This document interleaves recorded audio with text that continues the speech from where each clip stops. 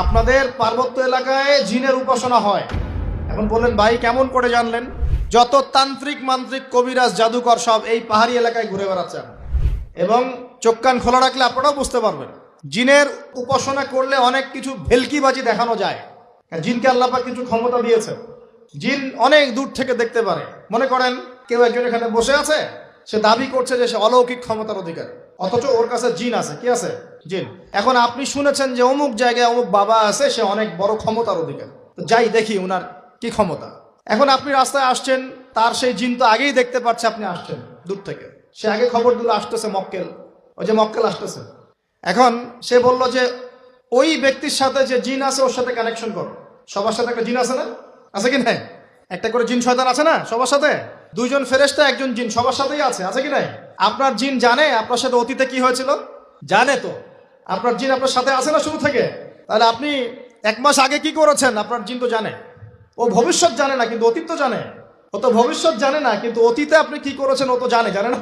এখন এ ওর সাথে এই কারিনের সাথে যোগাযোগ করছে। এ ওকে বলছে এই তো 1 মাস আগে অমুক মেয়ের পিছনে দৌড়াইছিল, এই 1 মাস আগে অমুক একটা মেয়ের পিছনে দৌড়াইছে, ওই মেয়েকে পাওয়ার খুব চেষ্টা করছে। এ তো 1 মাস আগে ব্যবসায়ী কাজ করছে, এ তো 1 মাস আগে ওই কাজ করছে।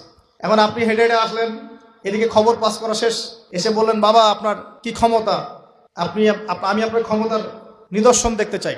সেই বাবা এখন বলছে যে তুই তো সেই ব্যক্তি না, তোর নাম অমুক না? আপনি তো ভেবাচকা খেয়ে গেলেন। হ্যাঁ তাই তো, আমার নাম তো অমুক।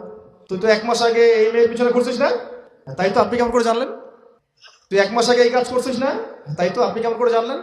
আপনার তো চোখ একদম আসমান উঠে গেল। বাপরে বাপ, সে তো আমার অতীতের সব বলে দেয়, তুই অমুক জায়গায় এটা পাপটা করছিস না, তুই এই জায়গায় ওটা লুকায় রাখছিস না।